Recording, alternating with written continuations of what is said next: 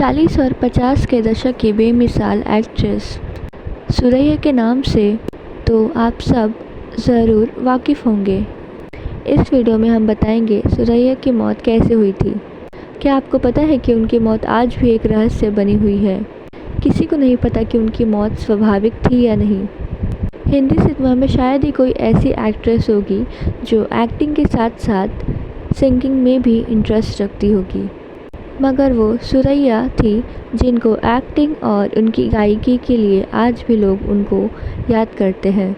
लाहौर में जन्मी थी सुरैया 15 जून 1929 को। पिता अजीज़ जमाल शेख और माँ थी मुमताज़ बेगम। दोनों की इकलौती संतान सुरैया जब सिर्फ 1 साल की थी तभी इनका परिवार मुंबई शिफ्ट हो गया था। वैसे सुरैया का हिंदी सिनेमा में आने का किस्सा बड़ा ही रोचक है। 1941 की बात है। Suraiya new girl high school में पढ़ा करती थी। उनके एक चाचा थे एक्टर ज़हूर, जो सिनेमा में खलनायक के रूप में अपनी एक अच्छी पहचान बना चुके थे। एक बार वो शूटिंग पर जाने लगे तो सुरैया ने कहा कि मैं भी आपके साथ चलूँगी, और फिर वो उनके साथ सेट पे चली गई और दोनों पहुँचे मोहन स्टूडियो। मूवी ताजमहल की शूटिंग चल रही थी। सुरैया शूटिंग देखने लगी। अचानक वहाँ मूवी के डायरेक्टर नानू भाई वकील की नज़र सुरैया पर पड़ी। उन्होंने पूछा कि ये बच्ची कौन है, तो पता लगा कि ज़हूर की भतीजी सुरैया है। नानू को इनमें अपनी हीरोइन मुमताज़ का बचपन नज़र आ गया।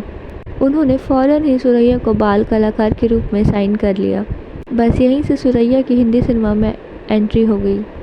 लेकिन जब सुरैया थोड़ी बड़ी हुई तो उन्होंने हिंदी सिनेमा में तहलका मचा दिया।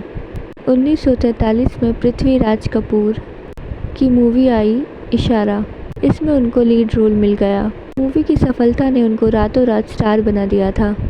फिर उसके बाद आई मूवी अनमोल, और उस मूवी में सुरैया ने बसंती का किरदार निभाया, और वो किरदार उन्होंने कुछ इस तरीके से निभाया कि वो लोगों को काफ़ी ज़्यादा पसंद आया। इस मूवी में उन्होंने 4 गीत भी गाए थे। इसके बाद मूवी आई दर्द और परवाना, और ये मूवी भी काफ़ी ज़्यादा हिट रही। उसके बाद विद्या मूवी, फिर शायर मूवी, ये मूवी भी काफ़ी ज़्यादा हिट रही और सुरैया कामयाबी के नए मुकाम छू रही थी। ये सुरैया का ही दौर चल रहा था। नरगिस और कामिनी कौशल जैसी एक्ट्रेस के लिए भी सुरैया खतरा बन चुकी थी। 1949 से 1952 तक उनसे ज़्यादा फीस की कोई दूसरी हीरोइन नहीं मिला करती थी। बॉलीवुड में देवानंद और सुरैया की जोड़ी राज किया करती थी। शायर, अफसर, सनम, गीत, विद्या, नीली और 2 सितारे फिल्मों से उन्होंने हिंदी सिनेमा में अपने नाम का डंका बजवा दिया था। मगर इसी बीच एक प्रेम कहानी भी हौले हौले पनप रही थी देवानंद और सुरैया की। उन दिनों सुरैया काफ़ी ज़्यादा बड़ी एक्ट्रेस हुआ करती थी और देवानंद अपनी पहचान बना रहे थे। कहते हैं कि एक मूवी के शूटिंग के दौरान सुरैया नाव में सवार थी और सुरैया की नाव अचानक पलट गई। उनको कोई भी बचाने नहीं आया। इसी बीच देव किसी फिल्मों हीरो की तरह आए और सुरैया की जान बचा ली। बस यहीं से सुरैया ने देवानंद को अपना दिल दे दिया था। दोनों की लव स्टोरी 4 साल चली। दोनों ने शादी करने का फ़ैसला भी कर लिया था। जीत मूवी की शूटिंग में उन दोनों की शादी का सीन आया, लेकिन दोनों ने सोचा कि क्यों ना पंडित को बुला के सच में शादी कर ली जाए। सब तय हो गया था, लेकिन अचानक सुरैया से एक तरफा प्यार करने वाले युवक ने उनकी नानी को खबर दे दी।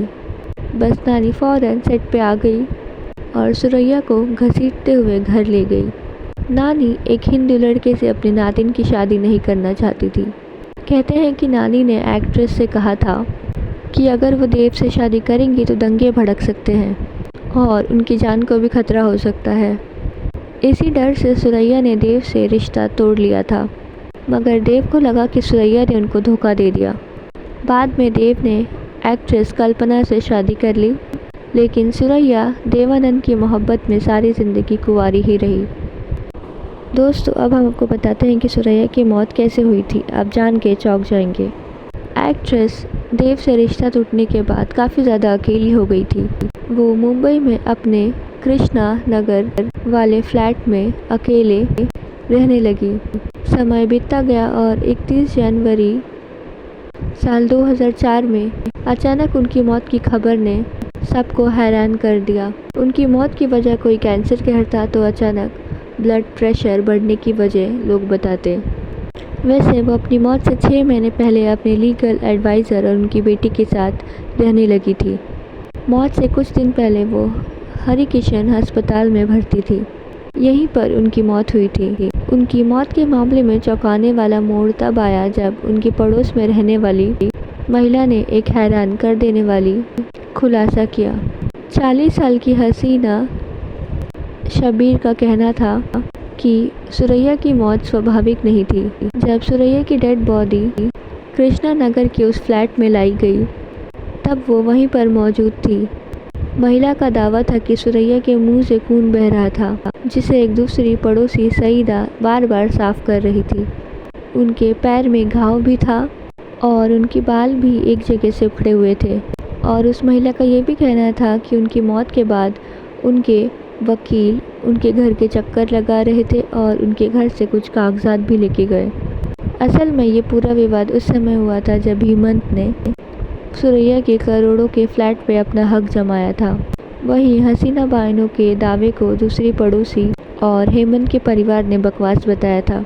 सईदा का कहना था कि सुरैया के शव को आखिरी बार उसी ने नहलाया था और किसी भी तरीके से कोई भी घाव या खून नहीं थे वहाँ पर। ना ही उनके बाल कटे थे और ना ही कुछ और था। सईदा का ये भी कहना था कि कभी भी उसने उस पड़ोसन को सुरैया के साथ कभी भी नहीं देखा। हसीना का दावा था कि वो सालों से सुरैया की दोस्त रही थी। वहीं वकील की बेटी का कहना था कि उनका फ्लैट कई दिनों से बंद था और वो हमारे साथ रह रही थी। इसी वजह से वो सफाई करने गई थी फ्लैट पर और उन्होंने कहा था कि हाँ मैं गई थी और वहाँ पे सफाई की और वहाँ का सारा कूड़ा मैंने एक प्लास्टिक के बैग में डाला। उसके बाद हसीना जो कि सुरैया की अच्छी दोस्त थी, उन्होंने एक वकील के द्वारा सुरैया की मौत का जांच करने को कहा और हड़कंप तब मच गया जब 5 महीने बाद पुलिस ने इसको एक्सेप्ट भी कर लिया। वहीं दूसरी ओर सुरैया के फ्लैट का मामला भी मुंबई हाई कोर्ट पहुंच गया और प्रशासन ने उनकी फ्लैट के नए उत्तराधिकारी मिलने तक उसको सील कर दिया। मगर फिर कोई नहीं जानता कि आखिर उस जांच का क्या हुआ। तो ये थी कहानी सुरैया की। तो आपको इनकी स्टोरी कैसी लगी मुझे कमेंट में ज़रूर बताइएगा। इस वीडियो को लाइक कीजिए, मेरे चैनल को सब्सक्राइब कीजिए और इस वीडियो को जितना हो सके उतना शेयर कीजिए। थैंक यू सो मच इस वीडियो को पूरा देखने के लिए। Thank you. मुझे कमेंट में ज़रूर बताइएगा कि आपको ये वीडियो कैसी लगी, मुझे कमेंट में ज़रूर बताइएगा। So thank you so much इस वीडियो को पूरा देखने के लिए। Thank you.